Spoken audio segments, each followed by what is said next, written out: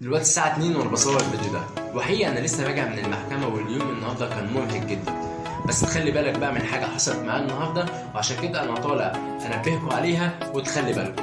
كنت في محكمة شمال القاهرة. محكمة شمال القاهرة موجودة في محافظة القاهرة عند محطة مترو العباسية. محكمة شمال القاهرة دي احنا بنقول عليها محكمة العباسية، واحنا علشان نستلم صيغة تنفيذية، فقضية كانت خلصت، والمفروض ان انا بستلم صيغة تنفيذية عشان ابتدي امشي في اجراءات التنفيذ بقى وناخد الحكم والدنيا تمشي يعني.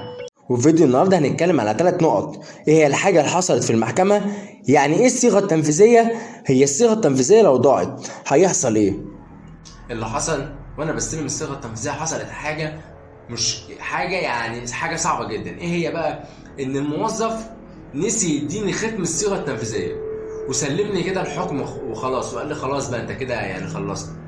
والمفروض ان الختم ده بيبقى مكتوب فيه ان على الجهة اللي انا رايح